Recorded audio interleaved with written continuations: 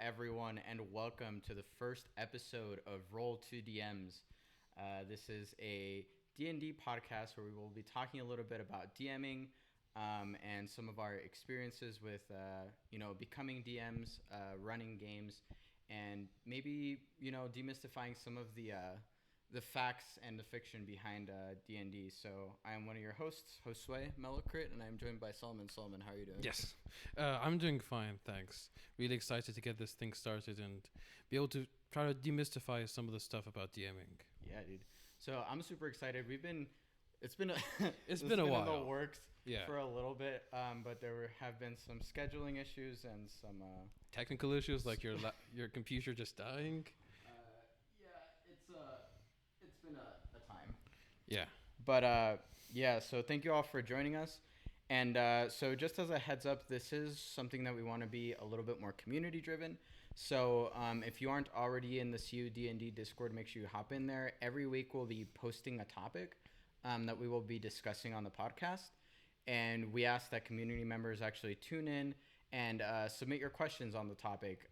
Submit things that you're wondering. Maybe if you're already a DM and you want to hear from our experience as DMs with that specific topic, or if you're possibly new to the game or possibly new to DMing, and you want some advice or just want to hear from other people that might have been in the same situation. So yeah, please send in your questions. And I'm also watching the Twitch chat.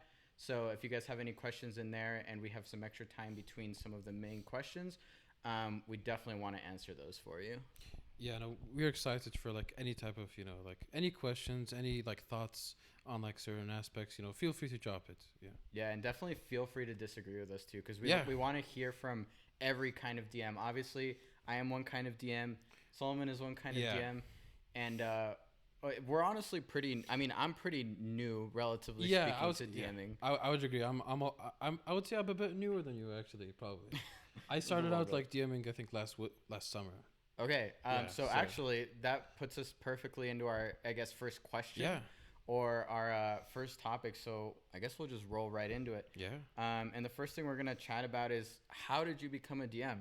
And more specifically, what did your first campaign kind of look like? Who did you play with?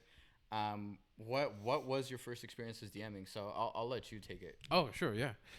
For me personally, it was I started out here to you, thanks to a bunch of the people who started out the club. Kobe, if he's watching, shout out to Kobe. I remember the first game I was in was part of the first round of games that we ran at CU Boulder. They were called like the Adventures League games. It was a very fun time, and honestly, kind of I got hooked.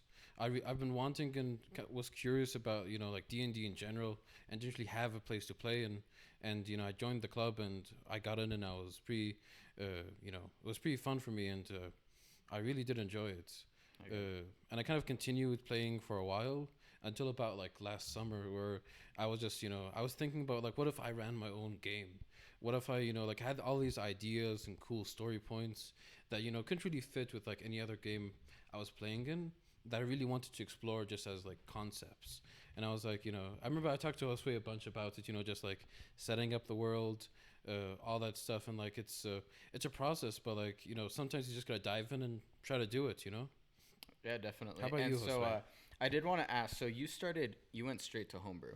Yes, I did go straight to homebrew. I was fairly familiar with like once I got into the game, I was like I obsessively read through the full player's handbook. I think like within the first day of me downloading it, I went through the whole thing, and I try to be fairly active in the games I play in.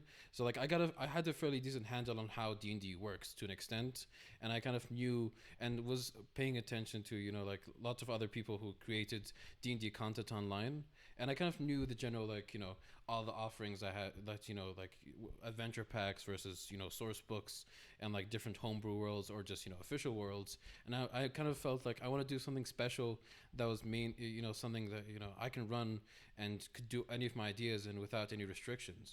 Yeah, definitely. So I guess I'll kind of go next. I kind of was in the same vein, except I guess I didn't really have like a community. So like when I first started like looking at D&D, and I'd always kind of heard about D&D Yeah. as this kind of, the quintessential like nerdy, math game, It is the nerd game. a bunch Yeah. of your friends in a dungeon, which is basically a basement. Yeah, your just, like, mom's with pizza- basement. your yeah. mom's basement with Yeah. pizza, whatever, right? So I was incredibly curious about it for a really long time, and so my first like experience playing D&D was actually with one of my coworkers when I was working at the front desk. She kind of was telling me about the fact that she had a group that played D&D, and I was like, "Ooh, is there any way I could like sit in on a session?" And I remember it was just a bunch of people that I didn't know, and then it was I hopped into the game. I remember I started with like a level 4 paladin and just had like obviously like no idea what I was doing. Yeah. I tried super hard to read the handbook. That's a steep learning curve. Playing a half caster like as a first time Right. is like just hard. Yeah, and so I kind of stepped in, and I remember that first session was just like really, it was a really, really straightforward like dungeon crawl, right? Like the party was Okay. already in a dungeon. They were kind of looking through different rooms. They were trying to keep track of a map. And I remember we were like about to leave this room, and I was like, can I like check the edges of the room? And I saw the DM's eyes like light up, and he's like, yes, roll an investigation check. And I was like, this is like something about that first encounter, Yeah. right, where I actually kind of had a little bit of like unique agency, made me wonder like how much more the game had to offer. So Yeah. obviously, that was also the first time where we ran into the almighty scheduling issues that come Oh with yeah.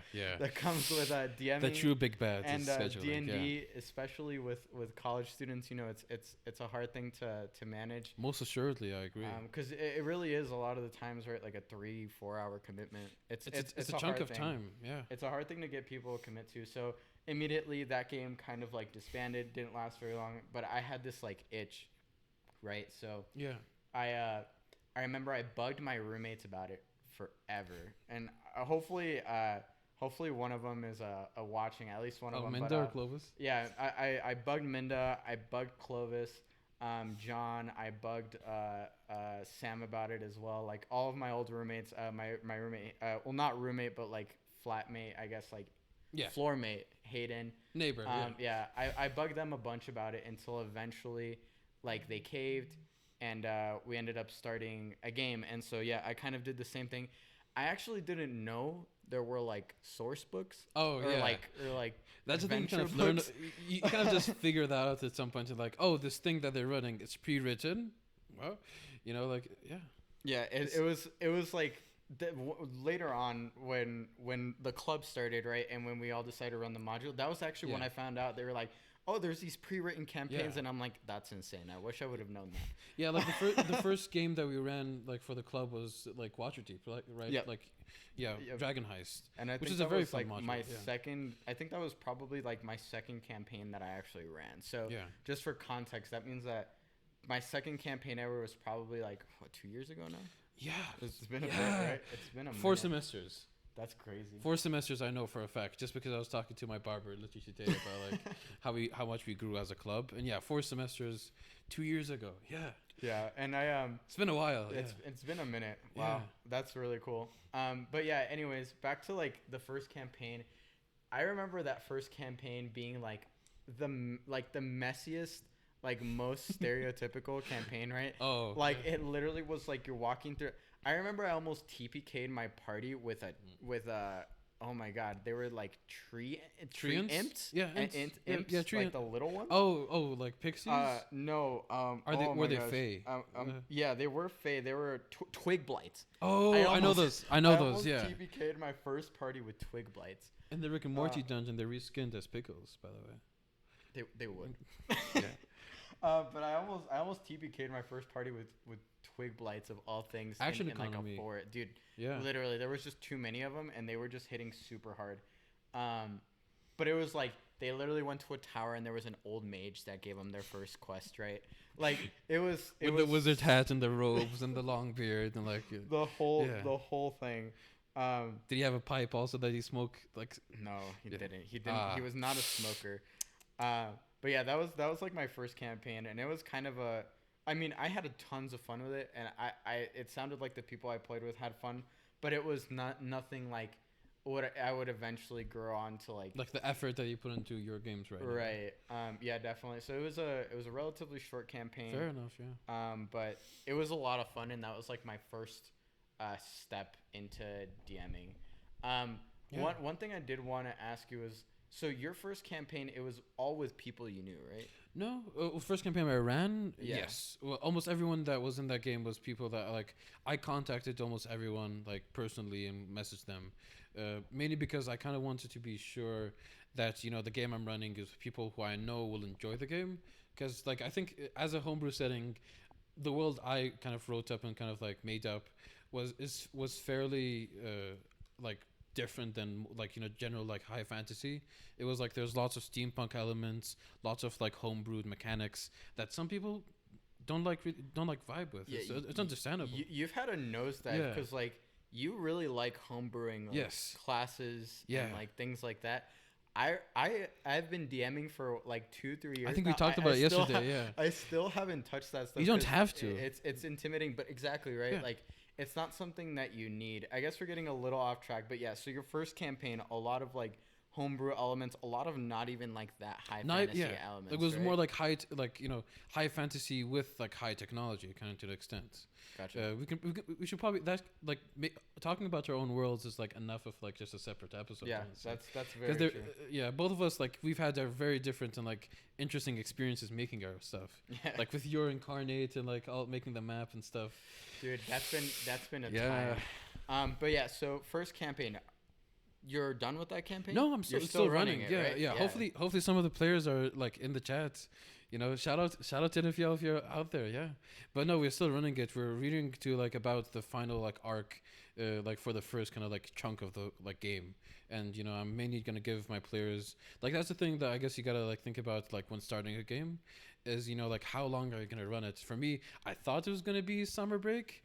It ran until like summer break, this like first like fall semester, the winter break, and then also still running into the spring break. And sometimes you're blessed with players who are like willing to go on with you on that journey, and sometimes it like that's one of the things about D&D. You have no idea which campaign is gonna be successful, which is gonna be like just fizzle out. You just Right. gotta hope.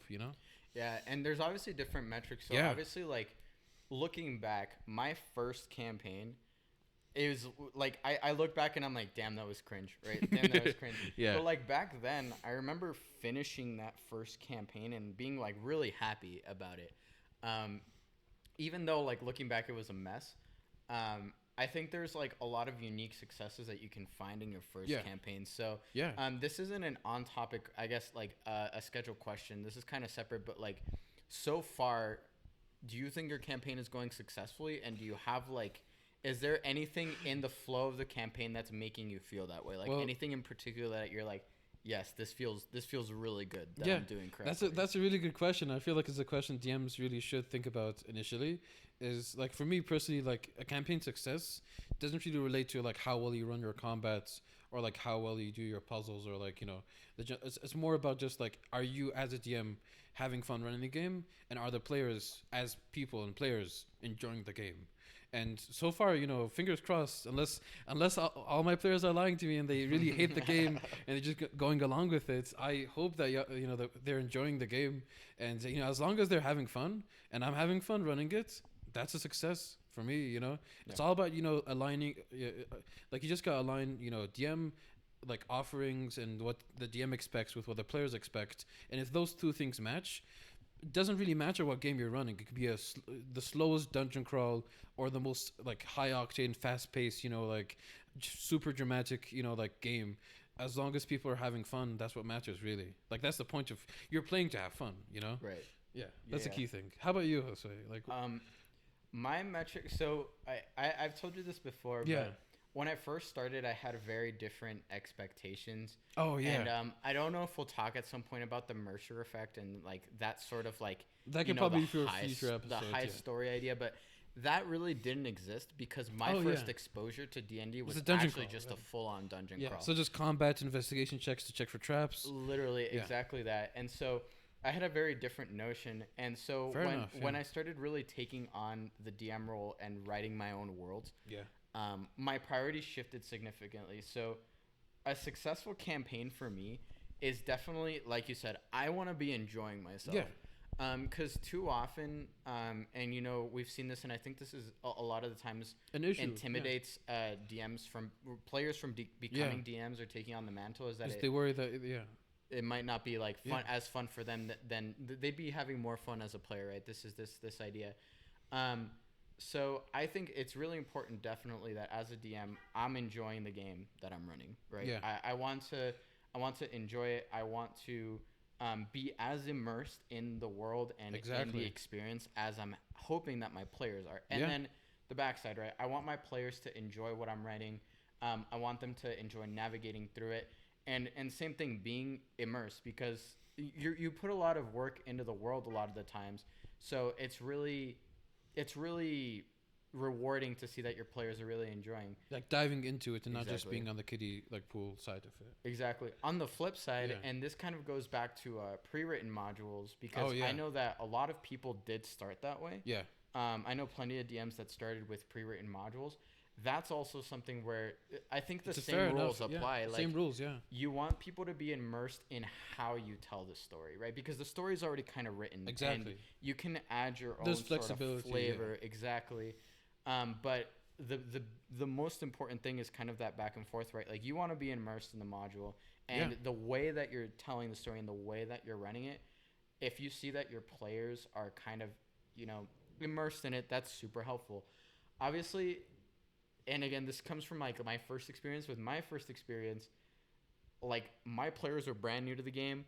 I was brand new to the game. Everyone was new, so we didn't know what to expect. We didn't know what to expect. I didn't know how to storytell. My public speaking was still sort of in its early development, because that's when I got involved with CU Gaming, and that helped a lot of my social skills. But at the time, my delivery was not as eloquent. That's it. Well, see, the thing is, like, you looking back, you might think so. But at the time, the players don't really know. Like, the players don't really notice that stuff. Mm-hmm. Like, it obviously varies from player to player. But if you're dealing with new players, everyone's new. This is a learning experience for everyone. They don't really have a reference or metric to how well you're doing, as much as, are they having fun? Yeah. Then that's the metric. Like, it works. Exactly. And that was part of like the charm, right? It was kind of messy. It was kind of all over the place. I was missing as many rules as my players were. I mean, I kind of still do, because I suck at rules. I'll be up front with it. But yeah, it was there was a charm to like it just being kind of messy, disorganized, but everyone kind of being on the same page, everyone being equally disorganized. That was totally cool.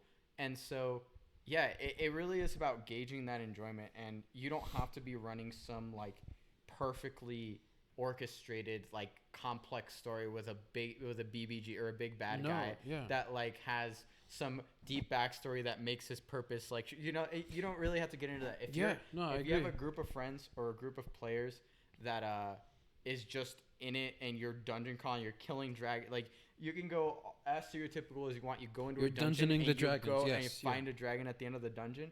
Like, that can be what it's about. Exactly. No, I responding to the chat. We need to get Solomon. Everyone wants Solomon. Oh, yes. We'll fix that for next time. Yeah, Clovis and Jesse. Yeah. No, we had to. Yeah, it's Sleiman. Or even better, Sleiman 600. So then we get the full actual Discord tag. I dox myself every time I send. Yeah. That's just what it is. That is the actual. It is what it is. I did want to mention, so you got the experience of actually playing in a couple of games with pretty experienced DMs before you DM'd most the first assuredly. time, right? Did that sort of shift your expectations of what a campaign should look like when you started running yours? Fair enough. That is a very good question, because for me personally, like, playing, I remember the first game I played was like, it was run by Kobe, he's the president of the CU Gaming Club, and he CU D&D. CUD. I'm messing up. Yeah, okay. Yeah. CU D&D. Close enough. It was the same thing. Same heart. But he was fairly experienced in running the game, and he's been running games for a while. And although he still was running an adventure module to an extent, we were were off the rails. I think 5 sessions in. I remember we did not follow any of the plot points that were in the book. We kind of fully went into a totally different rail of going on this weird conspiracy with like the bomb maker guild, and there was a whole it was a very fun game, but like it was totally not like we didn't really experience Waterdeep. We ran into Yarlaxo like at some point, but that was just like a random encounter where me and another like a party member were like swimming in the ocean, and we just ran into a submarine, and we were like, who's this guy? Is this a reference to something? And we were like, yeah, like it's totally off the rails. But I guess playing in that game, playing in like I played in a bunch of his other games also, which the stories in them and stuff, like it gave me most definitely give me some bias to just running games a certain way, because that's how I learned to enjoy them. Right. Like it's really about like the first like the vibe and kind of the general way that your first DM runs the game, and if you enjoy that, Right. then yeah, like for me, I really liked improving and going with whatever the players are feeling, and being like giving the players as much agency and like movement as possible in the game. And like that did influence my like style of play, and like obviously look like when I tried to like look into becoming a DM and that stuff, like there's lots of people, lots of different sources. You pick and choose, Right. whatever works with you, whatever like resonates with you to an extent. Right. Yeah, no, I definitely agree, because it's kind of the same thing, right? Like that first session was just a dungeon crawl for me, and so I just ran my second session, or my first campaign, my second, I guess, time playing, as like what I read the player handbook, and that was the only reference I had. So I had it was very formulaic. So like not even the DM's handbook? No, I like barely. It was bad. I barely read through that. I just I read the player's handbook. Understandable. I didn't read the read DM's handbook. some of them. I looked at the monster manual mostly because the pictures were sick, and then I looked at whatever looked cool. And I remember like my first time, it was like so straightforward. It's like they have a quest. What are their backstories? Who the hell cares, right? There's a fighter, there is a caster. Like it didn't matter, right? The backstory Fighter, didn't caster, matter. rogue, healer. That's it. Exactly. Yeah. Dragonborn wizard, right? Like the most Draconic soul. Why? Yeah. Because. And then random encounters, right? Every time they're on watch, if they don't watch closely enough, I throw a monster. It was very like formulaic. Yeah. The standard, it's not bad, but like it's a way of running that some people like nowadays is more like I would say like most people are shifting towards like more storyline or like narrative focused games nowadays. Right. But like other styles of play are totally valid, and like right. if you're having fun, you're having fun, Yeah, and I mean there's plenty of people who enjoy both. I agree. Yeah, no, same. Yeah. I know we've run events before where people who are used to playing in very like story driven campaigns enjoy a dungeon crawl. I'm more than happy to sit in on a dungeon crawl and just like min max a character and just go ham on whatever giant monster you have to kill. I agree. That's also a really good time. So with that being said, obviously we've talked a little bit about our general experience, but I do want to roll kind of into the next big question that we got. Yeah. And that question being, what was one of the biggest challenges, or what was a major challenge that you faced initially, either trying to become a DM or starting your own campaign? Yeah. Or what kind of roadblocks you might have come across in your first couple of sessions? What were some very clear difficulties that, and obviously you're still in this first campaign, so this is probably fresh for you. Yes. What are some of those early difficulties, early challenges that made you not necessarily waver becoming a DM, but like rethink how you're DMing, or maybe rethink how you're running a story? Scheduling. Honestly, scheduling was tough.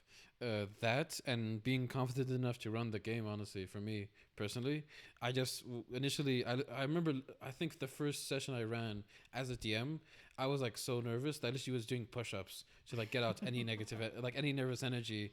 And I was like, amping myself up to the absolute maximum.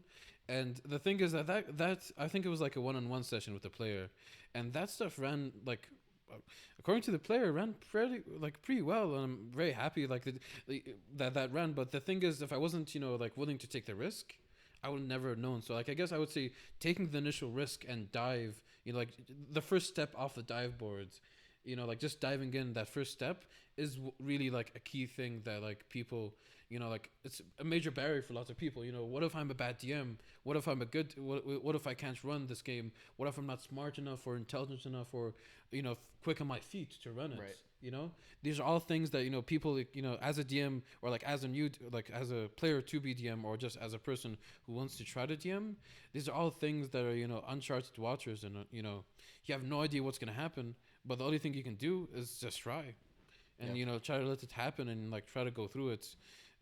But yeah, I would say scheduling is also another nightmare, just because it's just impossible to get, like, especially like, you know, college, and you know, like even like during the winter, even during the summer break, it was like weird to schedule. Stuff comes up for people, they reschedule, they drop out last minute, they you know, like stuff happens that they can't show up on time and stuff, and you just gotta, you know, roll with it, and you gotta just weather out the storm, really. uh yeah, I Yeah. feel like honestly, like scheduling and dealing with scheduling could be like an entire episode, That's just a because huge it's mess. it's a universal problem for almost everyone except like high schoolers, maybe. Yeah. You know, or like people who aren't, you know, like working. Like if you're working, you got your work schedule, or you know, if you're just having a group of people above, like, you know, above 18, really. Yeah, it gets pretty difficult Yeah. because real life, and I mentioned this before, but scheduling for college students Yes. especially gets Classes, pretty crazy. like, yeah, like, you know, some people might have like labs at like 8 p.m., 6 p.m., like, you know, and usually most games are run during the afternoon, just because, you know, daytime is usually when you work or, you know, study. Yeah, So, so you know, yeah. I do want to mention. So Yeah. Red T in the chat brought up something really Oh, yeah. interesting that I did want to mention. Red T says, when I was trying to write my own campaign, I've been told that I shouldn't do a thing because a friend said it wasn't like the way their DM ran a campaign. That is a fantastic, and I think this Yeah. again kind of Yeah. rolls into like, I guess again we keep calling it the Mercer effect. There's debate about whether that exists, but yeah, this idea that, and this is one of the biggest obstacles, right? If Yeah. you've seen other people DM, uh, when you're starting to develop your campaign and even your own DMing style, Yeah. a lot of players that you might bring on, especially players that have had other DMs, Have like biases or preconceptions. exactly. And so when Yeah, you no, do most when you assuredly, do that your is a thing, campaign yeah. a certain way, that is a big obstacle that a player comes up and says, "Hey, like I've played this a long time." Especially experienced players when they're like, "Hey, I've played this a long time. This isn't how my other DMs have run it." It is Yeah. that is actually one of like the hardest things to, I guess, overcome, is As a learning DM, yeah. when to take your agency as a DM, right? Because like Do your own thing to an extent. exactly, because I know so many DMs that run a lot of variant rules, Yeah. Yes. that are totally valid. Like it's not in the player's handbook, and But it it's works really yeah, fun, yeah, yeah. exactly. It adds to the experience. It adds to your own It experience as a amplifies, DM. yeah. But a lot of people might kind of run into, especially when you're talking about other DMs about how you run your games. They might be Yeah. like, "Oh, you shouldn't do that." That is a fantastic point. That is a pretty big obstacle. I can't say I've personally run into that thus far because, again, my playstyle has kind of shifted left and right. But that's definitely like an issue, and I think that comes down to DMs just being aware that Yeah. the game should be played differently. Yeah, Right? like, you run your own game. You're not running someone else's game. That is a like Exactly. easiest example. You know, like sure, you know, people provide constructive criticism or, you know, like advice, and you know, like, you know, it's always accepted. You know, but whether you work on that advice or whether, you know, you try to do your own thing is, you know, totally like really up to you. You know, like you have the right to run whatever game you want. You can run, you know, you can run like, you know, a fully like modern world and like work D&D into it somehow because you found enough homebrew rules and like a Right. source book. I literally today on, like, I think I was on Reddit. I saw this guy who converted the whole D&D system to work in a cyberpunk setting, That's sick. like Shadowrun. Oh, actually. I think you Yeah. showed me that. Yeah. Yeah, which is like crazy. Like you can, if you do that, you do that. You're having fun. No one's stopping you, really. Like, Right. you know, go for it. Exactly. I'm pretty sure Red T. Yeah, that's Minerva. Hi, Minerva. I think also I can see Jesse. Who else? I've got Yeah. some people in the chat. Shout out to everyone, See yeah. Boulder Gaming Oh, crazy. calling you out Nice. on their new president apparently. Oh, really? Yeah, your President damn. Kobe. Oh, yeah. But yeah. Oh, what's up, Philip? So yeah, I'm gonna hop back into the question and, you got a bit, chat about, I guess, for sure. because mine has two. I really distinguish my starters of DMing into two very distinct parts. My first one, the hardest part as someone who was a fresh, like like player, right? Like Yeah. brand new to D&D as well as a brand new DM. My biggest challenge was getting people interested in the game who had never played it before. Yeah. So that was a big challenge. And it still is kind of a challenge because I've talked to other friends, and there's groups of friends that just say like, I don't get it, and like I'll try and explain it, and they don't understand. And so I guess that difficulty comes with, I guess, the realization that this game is not for everyone. Yeah, no, most definitely. It's a game that people who enjoy playing it, have a blast. If it's not your thing, it's not your thing. Yeah, understandable. Exactly. So that was kind of a big challenge. I think because of the group that I was trying to convince, it wasn't like the most impossible thing. Yeah. But later, like Clovis. Clovis was one of my roommates at the time. I could never talk Clovis into playing with us.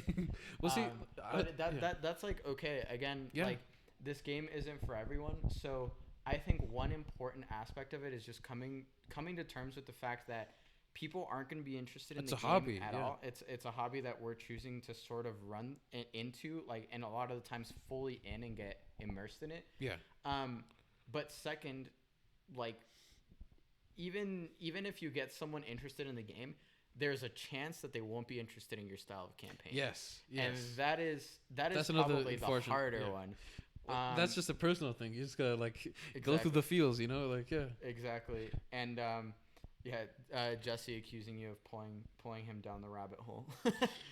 Sadly, I remember Jesse. Like me and him, we met like first semester, both of us at CU, and like I think I remember messaging him, and like I can't remember who messaged each other, like which one messaged first, but we both like, I think I was in a class with Kobe.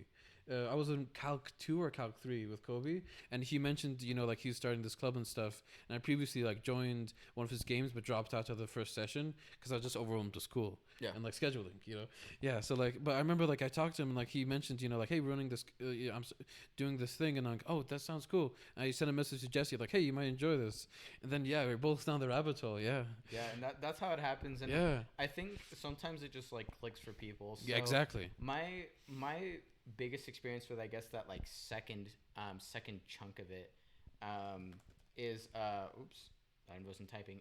The second chunk of it was my second campaign, which I like to refer to as my first campaign, because this was right. I ran my first one. It was an absolute first one mess. You learn how to DM. Second one you learn what style of DMing you like. Exactly.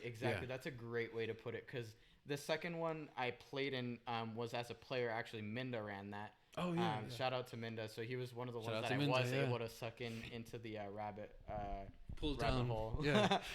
And so he ran the second one, but then the second one that I ran was when the D&D club started. Oh yeah. Kind of in full force, where we ran Waterdeep. Oh yeah, you were one of the first DMs for that. Yeah. And so that was brand new for me, because not only was I DMing a module for the first time, which is super unique to me. I also had people that I didn't know before in my campaign. I knew some of them. I remember Jack started in my campaign. Oh, yeah. Victoria, if you guys know her, super awesome. My homie Nate, who's in California now, and Sandy, and I'm forgetting at least one. My memory is actually so atrocious. They're all cool people. All homies for sure. Yes. And so this first campaign, right? It was a lot of pressure for me, because that's around the time where I started seeing a lot of other DMs play. Especially given the club, you have access to that pool. Right, exactly. That's the thing that lots of people don't have the privilege of, is they don't have a network outside of their player group. Exactly. I remember that was a crazy thing. I remember I was astonished and kind of realized how lucky I am in the way that people I talk on Reddit. The only people I know who play D&D are like my players and me and like another friend who DMs. I'm like, in my case, like almost all my friends DM. Yeah, right. To an extent, I know so many people who like DM and have varying DM styles, and they're some prefer being players more than DMs, and that's a privilege, honestly. No, absolutely, and it was really cool because for the same reason. I guess it's a blessing and a curse, because you get to meet a lot of people that are playing. You get to learn to meet a lot of DMs to learn from. But at the same time, you see some of these really great DMs, and you're like, dang, is my campaign as good as theirs? And it's like a mental thing, right? Like you start making these comparisons. So I had that for sure. My second, I can imagine, like imposter syndrome. Yeah, running my second campaign with Waterdeep. one of the biggest obstacles I had was getting out of that state of, all right, this is like I'm pretty happy with this campaign. Am I running it as good as, you know, X person, Y person? And that It's never kind a of good move. exactly, because then you start, you know, shifting. You're not really getting into your style of play. You're not really You're trying to imitate and emulate, which might work for some people, but like it's not really a good move for most. Yeah. And so that was kind of a big thing to get out of, like, in my head, was like, I really, like, there's no reason for me to be making this comparison. And so probably after like the first 3 or 4 sessions where we started really getting into the groove, I was like, wait, like this module is giving me a lot of tools. And that's when my ideas really started flowing. And I think that's where I picked up and started kind of picking and choosing what elements I liked from different DMs that I'd played with. Yeah.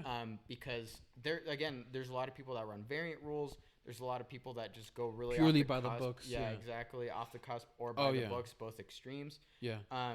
And so rotate entire sessions by, you know, like by scene and by character, and like you already know which voice you're gonna use for every single NPC. I swear, if the amount of times I could, like, I think there's only like 3 NPCs that I actually named before the session. Almost every single time was, oh yeah, you meet this like tiefling. His name is Tim. You run into the A-name issue? Yeah. The A-name issue where I don't know if other DMs have experienced this, but sometimes when you're having to improvise, you just mundane names. You keep using the same letter. So you're like, oh, that's Aaron. Oh, that's Annabelle. Oh, that's Alex. you just start using the same. I don't run into that issue as much as I struggle to come up with fantastical names, like, you know, that fit the setting in. Like on, like, you know, just like off the top of my head, I'm like, okay, this is like Albazar, I guess. I don't know. Yeah, just like some whack ass, like just put 2 words together and hope it sticks. And like usually it works. Sometimes most of my most notable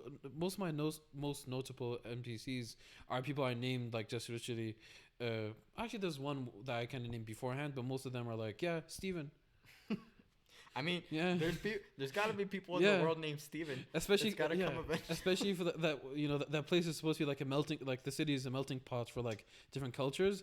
You have I did that on purpose, honestly, because like, you know, it's a melting pot. You know, you have the privilege of doing like whatever name you want to do, and no one's gonna tell you anything because it's your world, you're running it. People can be named like, you know, Traubon the Skull Smasher. Next to him is gonna be Bart. And Bart is even more important than Traubon, the Skull Smasher. Traubon's just Traubon. He just pushes the papers. You know, he works at the office. You know, the actual most busted is just giving them like a first name and then the something. Yeah, that always works. Bobbert the Vanquisher. Yeah, no. So Bart of isn't it Bart of the Second House? That's his like actually. Yeah, it's like that stuff. Or like, you know, Samson of the Oldest House, like stuff like that. You know, always works. Works. But yeah, so I guess rolling back to that first challenge, it was, I got into my own head a lot. And once I broke through that, I think that's when I really started enjoying DMing. And I remember the campaign after that, which was again with the club. Yes.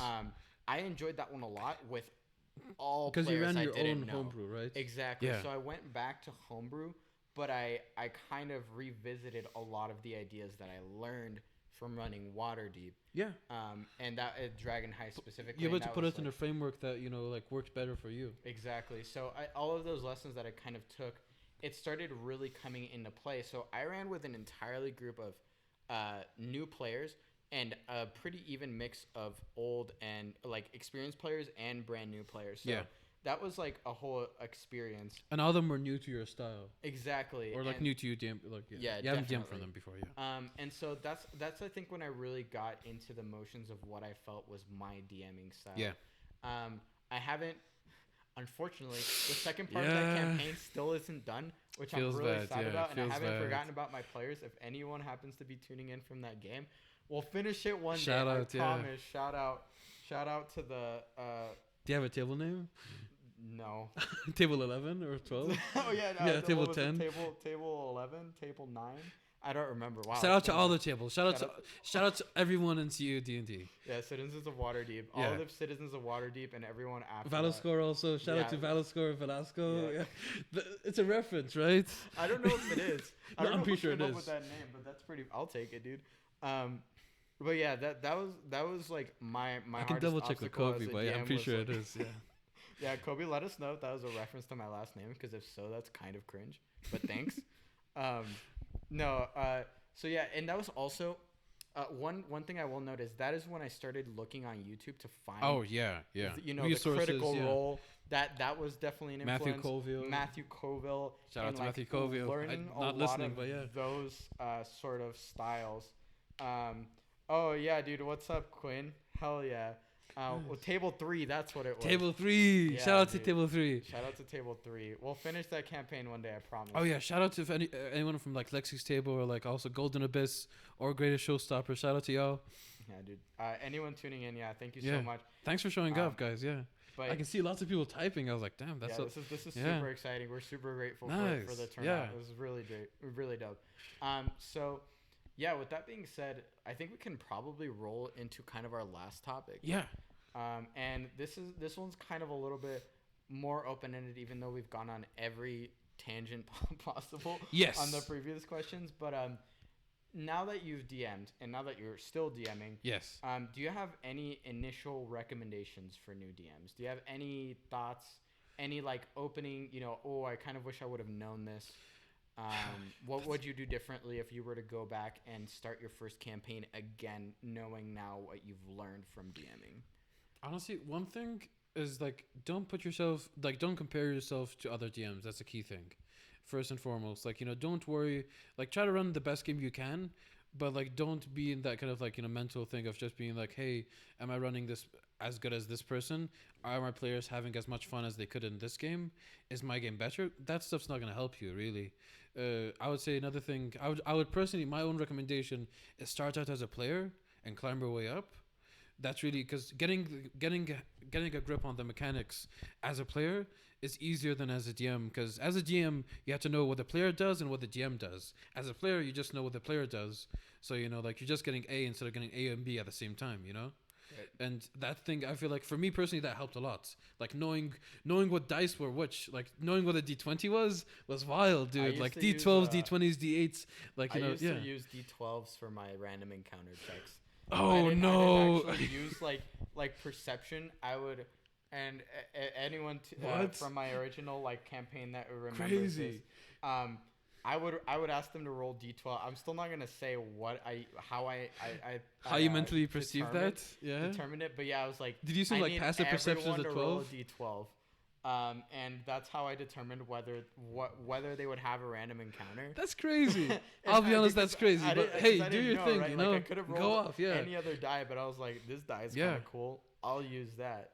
You know. That is wild. Honestly, I'm shocked. I'm gonna have to talk to you after this podcast about that. That's crazy. Yeah. But hey, if people have fun, That's it. You know, the salami lid fit. You know, like. Yes, the salami lid do fit. Yeah. I agree though, and you know, Jesse mentioned it in the chat. Comparison definitely kills. Oh yes, doing voices. Yes, that's a thing. Voices are nuts. Yeah, the only thing I can do is low pitch, high pitch, or like not even high pitch, just my normal voice, and like maybe like faster paced. I can really just do cadence, accents, impossible. You know, like I try doing accents for my characters, but usually I just end up being like either like slow and just he talks like this and like that's it. You know, like that's the only thing I can do really. And Yeah, hey, no, if you have fun, you have fun. Yeah. Yeah, exactly. No, but I agree with the earlier statement. Yeah, comparison kills. Definitely don't compare yourself to other DMs. Take from other DMs what you like. Yes. That is definitely pick and choose. one valuable You have the thing. privilege. Yeah. Exactly. Make it your own camp. If you want to run it exactly like someone else, so be it. But like, no one's gonna arrest you. Yeah, exactly. If you don't run it the exact same way, or if you do something different, the D&D police aren't gonna come after you. Yeah. Right. The D&D guard are not gonna. The D&D gods aren't gonna come and smite you and curse all your D20s for the rest of eternity. Exactly. Because you didn't run the game. You can literally just run something ripped off of entirely for like a Legend of Zelda game, and it's gonna work out. Or you can rip out like any type of like adventure, and no one's like if you change it enough, no one's gonna notice. Yeah. You could be running like Super Mario, but 3D, and like no one's gonna tell you anything because like they have no idea. In fact, it might be the opposite. People might hear it and like enjoy it. Yeah. Like I remember. Oh yeah, that's another thing. In one of my campaigns, I utilized an ability that was straight up ripped from League of Legends. Oh yeah, I remember that. And one of my players actually was like, "Wait, See, the thing when it clicks for them, if they're most times the people like that thing clicks with are people who are either a fan of the franchise or familiar with it, so it just enriches their experience. You Yeah. know, like if you're gonna throw in stuff from like Assassin's Creed, people who like Assassin's Creed are gonna be like, damn, I got the hidden blade. That's crazy. Yeah, you know? that's sick. Yeah, Yeah. exactly. No one's gonna, and I think usually players Yeah. like they're not gonna fault you for taking it. So yeah, definitely. This has been mentioned by a couple people, but I definitely agree. Don't be afraid to take from your inspirations, because Yes. that is what's gonna make your games not just more valuable for the players, but also for yourself. Remember that as a DM, you are definitely trying to also enjoy the game that you're running. Yes. It doesn't make sense You have to have for fun you to also. like Yeah. avoid certain topics because someone else already did it. Quite the opposite. If you really like story elements, if you really like Yeah. character archetypes, weapons, Or literally like, anything, or just like a MacGuffin from like another game. They're like, oh, hey, this thing works well for me. Might as Yeah. well take it. You know, like yeah, like in D&D, plagiarism can be the best type of flattery sometimes. You know, No, Yeah. yeah, definitely. And in any with form. such Yeah, an open format, right, that D&D is, yeah, it's yeah. really begging It's for easy you to do it. Yeah, what you want. it's with scarily it. easy to rip off something directly. Like Oh, just yeah. be like, this character is literally from that TV show that I like. Yeah. Like I'm making the same voice, same motivations. He's just in a fantasy world, and you just like do that, and like no one's gonna tell you anything. Right? Yeah. No, yeah. Definitely don't be afraid to steal ideas. That is Yeah, my, go ahead. Yeah. my biggest I kind of agree to an extent with starting as a player. Yes. I think I would have had a very different experience my first time DMing if I had at least had Yeah, the training wheels one on at least. Yeah. experience, because as much as I did play one session of the as a It player wasn't to really an like wet experience. the tongue, Yeah. I really didn't like play You through barely a knew what campaign. the dice were. You barely knew Exactly. what. You had no idea what an AC is or a DC. Is it an air conditioner? Yeah, Like, no. you know, like yeah. I remember determining my armor class was one of Crazy. the most hellish things. Thanks to D&D Beyond. You know, I might get a D&D Beyond sponsor sometime. You never know. Yeah, Fingers crossed. That'd be kind of dope. Not Yeah. gonna lie. But yeah, that's a great tip. Even if it's just for a one shot, because Yeah. I remember I think the biggest mysticism and why I looked so much on like platforms like YouTube and Twitch was I was having such, even after reading the Like rules, visualizing how people ran the game. exactly, like what does an actual game of D&D look like? Because like you can explain to people, yeah, you go on social encounters, sometimes you like, it's so hard to condense Yeah. the experience into something that you can just like say. It's so much easier to really actually hop in and see it for yourself. And I think agree, that's yeah. probably the best way to also learn it too. Within that same vein though, if you're just a person who's looking to start the game, it might be a worthy sacrifice to do what I did and just run it, because honestly, Just do it. Yeah. I made so many mistakes in the first one that made my later games so much better. Yeah, because you learn from those mistakes clearly. Yeah, Yeah, it's yeah. very. You like, know in which your dice to head. roll for encounters now, Yeah, right? exactly. And like in my head, I remember a lot of distinct mistakes that when I'm writing and when I'm developing new campaigns, they are always in the back of my head, and they make later campaigns a lot better. Yeah. Like I just think that it can be a very, very good experience. So if you're, I'd say no fear, go for Yeah, it. go for it. Yeah. Sometimes because it I would say is like a very mystified game, right? D&D Yeah. has kind of popped off, and I remember we talked about this probably a year ago, like how much Probably. D&D was just like popping off in the mainstream. Yeah. Like so many people, Like all the real play stuff, all the podcasts coming out, right? all the creatives, like because it is a very nice facet for like people to like express themselves creatively, like both as a player and as a DM. D&D is a fairly nice way to like express stories, ideas, and stuff that it's easy for me personally. It's easier than writing a book or like writing Yeah. a story. Oh, I can run a full session and have like so much like content in it that I would not be able to fit while I'm sitting down writing into a paper or like into Right. like a Word document. Yeah, no, definitely. But yeah, with this like growing popularity, I think this is kind is of why we awesome, wanted yeah, to start yeah. the podcast, right? Try to 'Cause- demystify some stuff and Exactly, because it really isn't as like scary or complex. And Red T's making a couple good points, and I think the biggest one is always remember that the aim of it, like it is a game. You're trying to have fun, right? You can run it however you want and however your players want. Yeah. And it helps with a group of friends because they're not gonna fault you for running, Exactly, some yeah. non-epic campaign. They're if it's just forgiven. a yeah, dungeon yeah. crawl You're just and you're just hanging rolling out dice. really. Exactly. It's like a social. There's a social aspect, and yeah, it really is supposed to be about enjoying yourself. So I think as a DM, that should always be a big focus. Yeah, like is- sometimes you just want to play like Monopoly, but like other times you want to play D&D. exactly. Yeah, like how I explained to my parents who have very like little scope of like how D&D runs. It's like I'm just hanging out with friends for like 4 hours, playing a game with them, having laughs, going through and doing a story. That's very much like in like for me personally, that's how it is. You know, Yeah, definitely. like that's running the game. You know, yeah, It definitely makes a difference. I agree. Yeah, So with that, I think we are rolling into the end of the podcast. We are out Yeah. of questions. If there's any last minute zoom through it. chat Yeah, questions about becoming a DM, first DM experiences, that'd be great. oh, Kobe's here. Yes. Yes, yeah, Kobe in the chat. Shout out to Kobe. So yeah, we did want to say thank you all for tuning in, all of you that did. We definitely want to keep doing this on a weekly basis. Yes. Yeah. We will have more lighting in the future. Yes. It's a little grim dark in here. The light boxes are supposed to arrive after tomorrow because I messed up on the ordering. But next time should be there's actual color because I'm looking at the stream and it's pretty grimdark. Yeah, It's a little grim it's dark. a bit grayscale. Yeah, We're a little edgy today. yeah. But yeah, thank you Should have for worn tuning anything in. else. Yeah, definitely. Yeah. We'll add a command for the Discord too, but Oh, I think yeah. most people that are in Linking here the server? are Yeah. in the Discord. We should, yeah. Um, Nightbot and like have all that stuff. Yeah, Definitely. we're still learning also. So like, if you have any tips, anything you want to provide, always feel free to. Yeah. Yeah, let us know. But yeah, and then definitely send us in questions. Yes. I think we'll be picking the topics and posting them the Monday before the podcast. Yeah.